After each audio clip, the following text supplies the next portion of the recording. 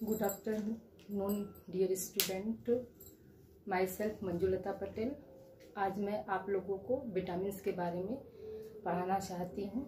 उसके पहले मैं कुछ और बताना चाहती हूँ कि विटामिन्स जो है वो किसके अंतर्गत आता है।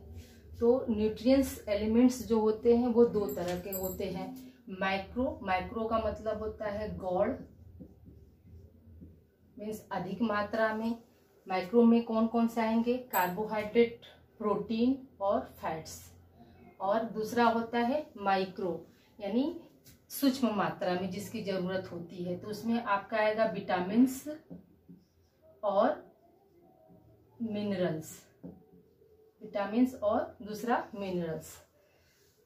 तो मैं आज आप लोगों को विटामिन्स के बारे में बताना चाहती हूँ, क्योंकि इससे बहुत सारे क्वेश्चन हर कंपटीशन में आते हैं। जैसे विटामिन का शाब्दिक अर्थ क्या होता है, विटामिन्स की खोज किसने की थी, विटामिन्स कितने प्रकार के होते हैं और इनका रासायनिक नाम क्या होता है, इनकी हमारे बॉडी में क्या रिक्वायरमेंट होती है, इनकी कमी से क्या क्या रोग होते हैं, ये सब कुछ हम आप लोगों को आज बताएंगे।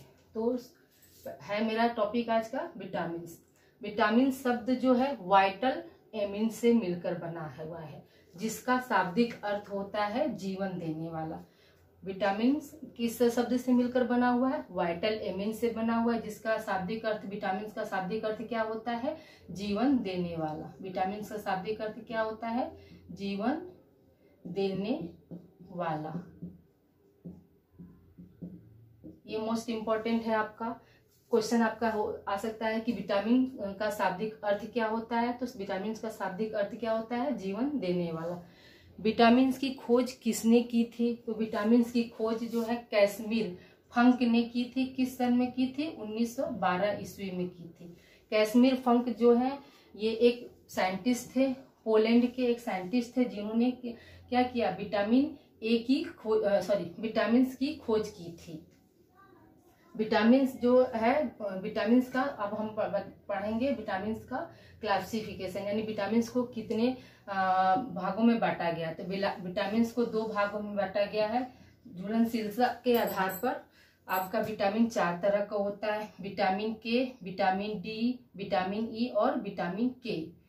घुलनशीलता के आधार पर विटामिन कितने प्रकार के होते हैं? 4 तरह के। Vitamin A, vitamin D, vitamin E और विटामिन के। इसका हम शॉर्ट फॉर्म कीड़ा के में याद कर सकते हैं। इसका शॉर्ट फॉर्म हम कीड़ा याद कर लेंगे तो हमको ये वसा में घुलनशील विटामिन से चारों याद हो जाएंगे। के फॉर विटामिन के, E for vitamin E, D for vitamin D जिसको हम कैल्सीफ्रॉल कहते हैं, ए से विटामिन ए जिसको हम रेटिनॉल कहते हैं।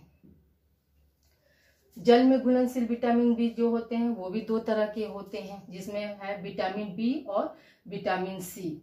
विटामिन बी और विटामिन सी। विटामिन बी को हम बी कॉम्प्लेक्स के नाम से जानते हैं, क्योंकि इसके अंतर्गत बहुत सारे विटामिन आते हैं। जैसे विटामिन बी1 जिसको हम थायमिन कहते हैं, विटामिन बी2 जिसको हम राइबोफ्लेविन कहते हैं, विटामिन बी3 जिसको हम नियासिन या निकोटोनिक अम्ल कहते हैं, जिसकी कमी से क्या होता है? पेलेग्रा डिजीज होती है। इसी को हम 3DS के नाम से जानते हैं। विटामिन सी जिसका रासायनिक नेम क्या होता है? Ascorbic acid. विटामिन सी को हम क्या बोलते हैं? एस्कॉर्बिक एसिड बोलते हैं। अब विटामिन ए, विटामिन ए का रासायनिक नेम क्या होता है? तो रेटिनॉल होता है।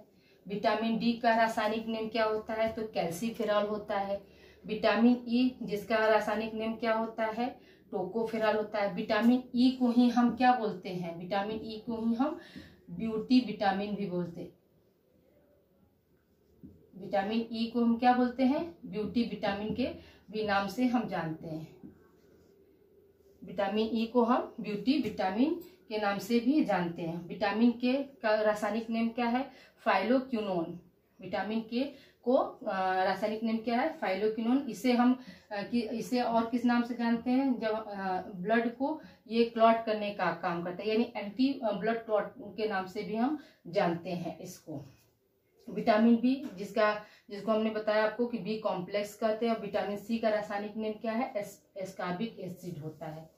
रेटिनॉल, विटामिन ए का कभी क्वेश्चन आपका ऐसा हो सकता है कि सर्वप्रथम किस विटामिन की खोज की गई थी। सर्वप्रथम किस विटामिन की खोज की गई थी, तो सबसे पहले विटामिन ए की खोज की गई थी।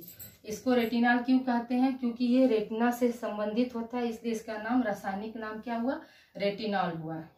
रेटिना से संबंधित, इसकी कमी से हम सभी जानते हैं कि हमें रतौंधी हो जाता है। रेटिनॉल, रेटिना से संबंधित, रेटिना आंखों में, रेटिना में दो कोन्स और रॉड्स पाए जाते हैं। रॉड्स में जो होता है रेडोप्सिन होता है और कोन्स में आयोसिन नामक प्रोटीन पाया जाता है, जो कि आंखों के लिए बहुत ज़्यादा विटामिन ए की हमें ज़रूरत होती है। इसकी कमी से हम बच्चे, जो छोटे बच्चों में क्या होता है, धीरे धीरे अगर इसकी कमी हो जाती है तो छोटे बच्चे में आगे चल के वो अंधे हो जाते हैं और रतौंधी नामक बीमारी भी विटामिन ई की कमी से हो जाती है। विटामिन डी, विटामिन डी का रासायनिक नाम क्या है, कैल्सीफेरॉल है, जो कि हमारे हड्डियों और दांतों को मजबूत करता है। इसकी कमी से रिकेट्स, ऑस्टियोपोरोसिस, ऑस्टियोमैलेशिया जैसी बीमारी होती है। विटामिन ई की कमी से क्या होता है, बांझपन आता है। विटामिन के, जिसको ये क्या होता है, ये हमारे ब्लड को क्लॉट करने में हेल्प करता है। अगर इसकी कमी हो जाएगी तो आपका ब्लड क्लॉट नहीं हो पाएगा। विटामिन ए, जिसको हम रेटिनॉल कहते हैं, इसकी खोज किसने की थी, तो विटामिन ए की खोज सर्वप्रथम किस वैज्ञानिक ने की थी, तो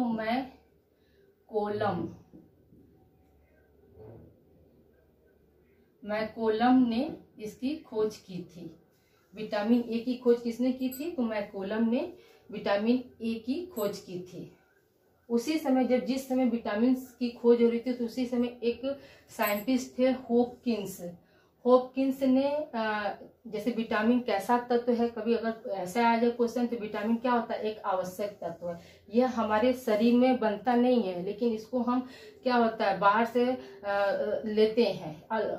ये सूक्ष्म मात्रा में ही लिया जाता है, लेकिन इसकी रिक्वायरमेंट हमारे इंटरनल रासायनिक क्रियाओं के लिए बहुत ज़्यादा जरूरी होता है। अगर इसका अभाव हो जाए तो हमारी जो रासायनिक क्रिया, जैसे डाइजेशन है, रिप्रोडक्शन है आपका, ये सब जो है प्रभावित तो होता है।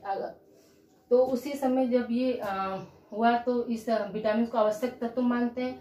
और होपकिंस नामक एक वैज्ञानिक थे, जिन्होंने इस आवश्यक तत्व को एसेसरी फूड फैक्टर के नाम से बताया। मतलब उन्होंने क्या कहा, उन्होंने ये कहा कि जो आवश्यक तत्व है उसको हम किस कैटेगरी में रख रहे हैं, एसेसरी फूड फैक्टर के नाम से उन्होंने संबोधित किया। किस सन में किया, तो 1912 ईस्वी में किया था।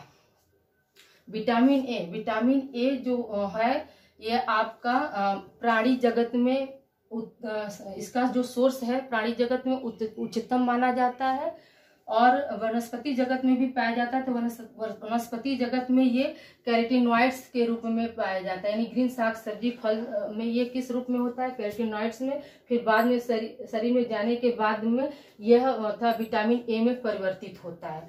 तो कैरोटीनॉइड्स में होता है, इसीलिए कैरोटीनॉइड्स को क्या प्रो विटामिन ए के नाम से जानते हैं। प्रो का मतलब होता है पहले, प्रो का मतलब क्या होता है, पहले।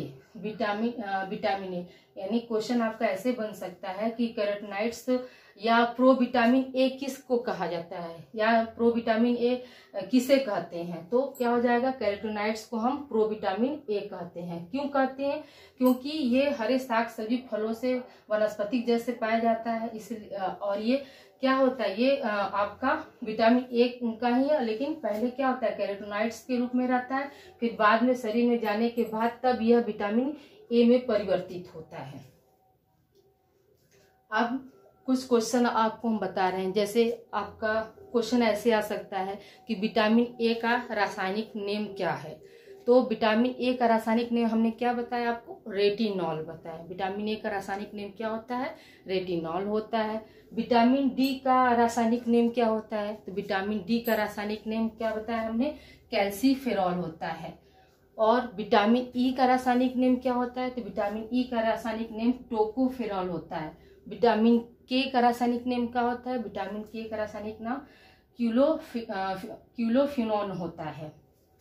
कैरोटीनॉइड्स को क्या कहते हैं? तो कैरोटीनॉइड्स को हम प्रोविटामिन ए कहते हैं। कैरोटीनॉइड्स को हम क्या कहते हैं? तो कैरोटीनॉइड्स को प्रोविटामिन ए कहते हैं। विटामिन सी का रासायनिक नेम क्या होता है? तो विटामिन सी का रासायनिक नेम एस्कॉर्बिक एसिड होता है। एक और इम्पोर्टेंट बात है,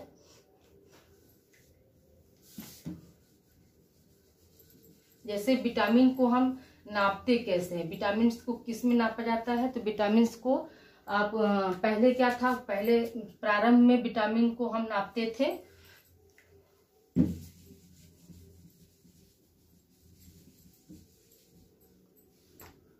प्रारंभ में, मतलब जब विटामिन की खोज हुई तो उस समय वसा में घुलनशील विटामिन को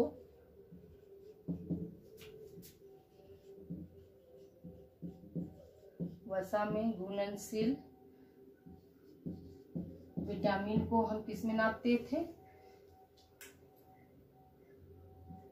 IU में, यानी इसका मतलब क्या होगा? International unit. यानी हिंदी में क्या बोलेंगे? हिंदी में इसको हम बोलते हैं अंतर्राष्ट्रीय इकाई। अंतर्राष्ट्रीय इकाई हिंदी में इसको क्या बोलेंगे? नहीं, प्रारंभ में कहा गया तो प्रारंभ में पहले विटामिन को किस में हम नापते थे? अंतर्राष्ट्रीय इकाई यानी इंटरनेशनल यूनिट में नापते थे। और जल में जो घुलनशील विटामिन होते थे उसको हम किस में नापते थे? तो उसको हम mg में नापते थे। जो जल में घुलनशील विटामिन थे उसको हम किस में नापते थे? तो mg। फिर अब इस समय प्रेजेंट टाइम में विटामिन की माप जो होती है किस में होती है? तो माइक्रोग्राम में होती है। यानी वर्तमान में हम विटामिन की नाप किस में करते हैं? तो माइक्रोग्राम में करते हैं। ठीक है, आज के लिए इतना ही स्टूडेंट। नेक्स्ट टॉपिक के लिए आगे डिस्कस करेंगे। Have a good day.